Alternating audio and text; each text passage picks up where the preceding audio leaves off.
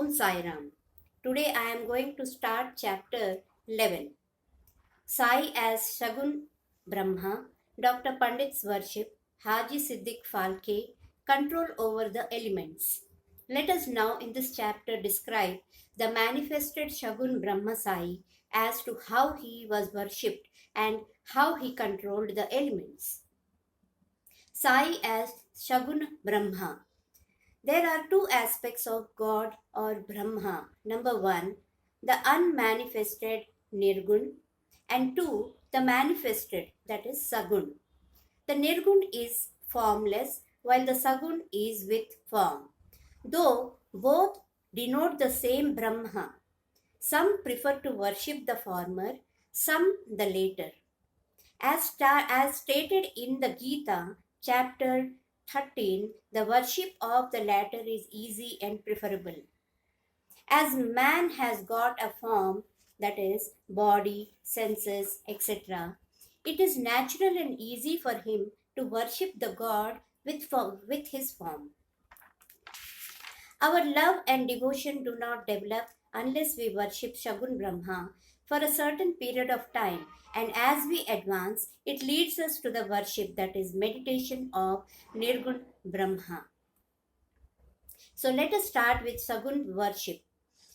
Image, altar, fire, light, sun, water. Brahma are the 7 objects of worship, but Sadguru is better than all of these. Let us on this occasion bring to our mind the form of Sai, who was non-attachment incarnate and who was a resting place for his devotees. Our faith in his words is the asan, and our sankalpa, that is determination to accomplish the puja, is the adornment of all our desires and all our devotees. Our faith in his word is the asan. Some say that Sai was the Bhagavad Bhakta, that is devotee of the Lord. Others say that he was a Mahabhagat, a great devotee, but to us he is God incarnate. He was ever forgiving, never irritable, straight, soft, tolerant, and content beyond comparison. Though he looked embodied as having the form, he was really disembodied, emotionless, unattached, and internally free. The Ganges on its way to the sea cools and refreshes the creatures affected with heat, gives life to the crops and trees, and quenches the thirst of many. Similarly, saints like Sai, while they live their own life, give solace and comfort to all. Lord Krishna has said that the saint is my soul. My living image, I am he, or he is my pure form, that is being. This is indescribable Shakti or power of God, known as pure existence, knowledge, and bliss, incarnated in the form of Sai in Shirdi. The Shruti, that is Taittiriya Upanishad, describes Brahma as pure bliss. This we read or hear daily in the books, but the devout people experience this Brahma or bliss in Shirdi. Baba, the support of all, required no prop or asan for anybody. He always used a piece of sackcloth for his seat, which was covered with a small mattress by his bhaktas and had a bolster placed by them for rest to his back. Baba respected the feelings of his devotees and allowed them to worship him as they liked. Some waved chamar or fans before him. Some played on musical instruments. Some washed his feet and hands. Some others applied scent or chandan. Some gave betel nut with leaves, and some offered other types of naivedya. Though he looked like living in Shirdi, he was present everywhere. This is all perceivedness of his was daily experienced by his devotees. Our humble prostration to all those pervasive Sadguru. Now let us see Dr. Pandit's worship.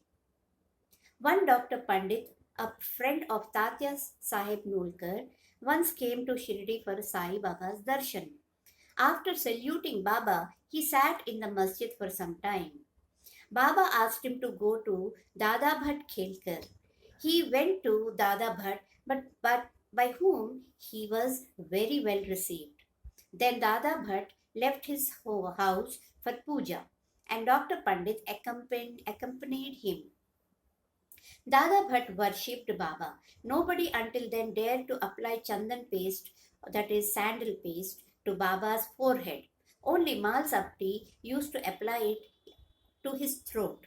But this simple-hearted Dr. Pandit took Dada Bhatt's dish containing puja materials and taking sandal paste out of it, drew a tripund, that is three horizontal lines on Baba's forehead. To the surprise of all, Baba kept silent without uttering a single word. Then Dada Bhatt that evening asked Baba, "How is it that though you object to the sandal paste being applied by others to your forehead, you allowed Dr. Pandit to do so?" Baba replied that Dr. Pandit believed him to be the same as his Guru Raghunath Maharaj of Dhupeshwar, known as Kaka Purnik, and he applied the paste to his forehead as he was doing to his Guru. Hence, he could not object. On inquiry, Dr. Pandit told Dada Bhatt that he took Baba as his Guru Kaka Puranik and realized him as the same. Hence, he marked the tripund on Baba's forehead as he did on his Guru's. Though Baba allowed the devotee to worship him as they pleased, still sometimes he acted in a strange way. Sometimes he threw away the puja dishes and was rat incarnate. Then who could approach him? Sometimes he scolded the devotees, at times he looked softer than wax, a statue of peace and forgiveness. Though he seemed to shake with anger and his red eyes rolled round, still he was internally an ocean of affection and motherly love.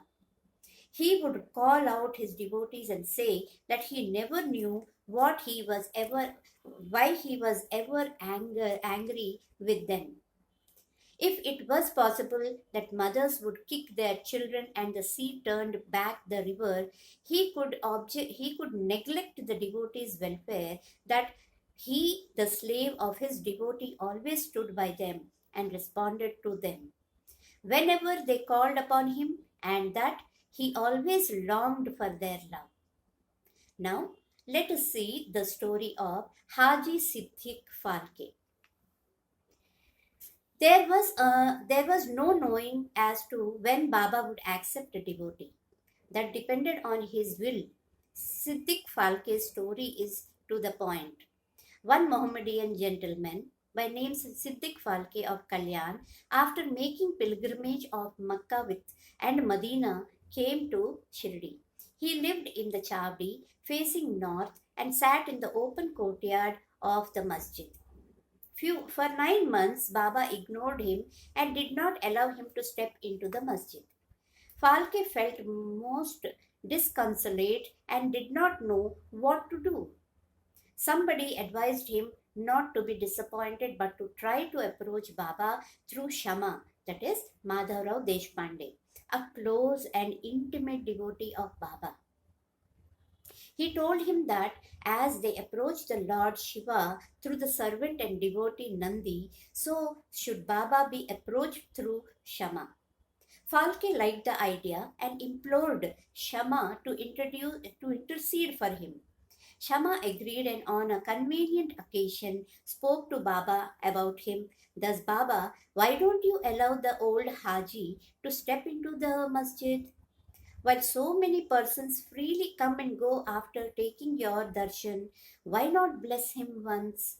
Baba replied, Shama, you are immature to understand things. If the fakir, that is Allah, does not allow, what can I do? Without his grace, who will climb into the masjid? Well, go to him and ask him whether he will come to the narrow footpath near the Bharvi well. Shama went and returned with an affirmative answer. Again Baba said to Shama, ask him whether he is willing to pay me a sum of rupees 40,000 in 4 installments. Shama went and returned with the answer that he was willing to pay even 40 lakhs. Again Baba said to Shama, we are going to cut a goat in the masjid. So ask him whether he would like to have its meat, haunch or tentacles of the goat. Shama returned with the answer that the Haji would be happy to receive a small crumb from Baba's kolamba, that is, mud pot. Hearing this, Baba got excited and with his hands threw away the earthen jars and kolamba and straightway advanced to the Haji and lifting his kapni up in arms said, why do you brag and pose yourself as an old Haji? Do you read Quran like this? You are proud of your pilgrimage to Mecca, but you do not know me. Being thus scolded the Haji and confounded, Baba then went back to the masjid, purchased a basket of mangoes and sent him to the Haji. Then again Baba went to the Haji and taking out rupees 55 from his pocket gave them in Haji's hand.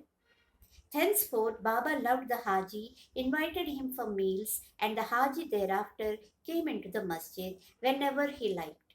Baba gave him at times some rupees, and then the Haji was enrolled into the Baba's darbar. Now, Baba's control over the elements. We shall close this chapter after describing two incidents showing Baba's control over the elements. Number 1. Once at evening time, there was a terrible storm in Shri. The sky was overcast with thick black clouds. The wind began to blow with great force. The clouds roared and the lightning began to flash and the rain started pouring in torrents. In a short time, the whole place was flooded with water. All the creatures, birds, beasts, and men got terribly frightened, and they flocked to the masjid for shelter. There are many local deities in Shirdi, but none of them came to their rescue. So they all prayed to Baba, their God, who was fond of their devotion to intercede and quell the storm. Baba was much moved. He came out and standing at the edge of the masjid addressed the storm in a loud and thunderous voice. Stop your fury and be calm. In a few minutes the rain subsided, the wind ceased to blow and the storm came to a stop. Then the moon rose in the sky and people went back home very well pleased. Number 2. On another occasion at noon, the fire in the dhuni began to burn brightly. Its flame seemed to be reaching the rafters above. The people who were sitting in the masjid did not know what to do. They dared not to ask Baba to pour water or do anything to quench the flames. But Baba soon came to realize what was happening. He took up his satka, that is short stick, and dashed it against a pillar in front, saying, "Get down, be calm." At each stroke of the satka, the flames came down, and in a few minutes the dhuni became calm and normal. This is our Sai, an incarnation of God. He will bless all men, any man, who will prostrate and surrender himself to him. He who will read the stories of this chapter daily with faith and devotion will soon be free from all calamities, not only this, but also attached and devoted to Sai. He will get very soon God vision. All his desires will be fulfilled, and being ultimately desireless, he will attain the supreme. Amen. Bow to Shri Sai. Peace be to all.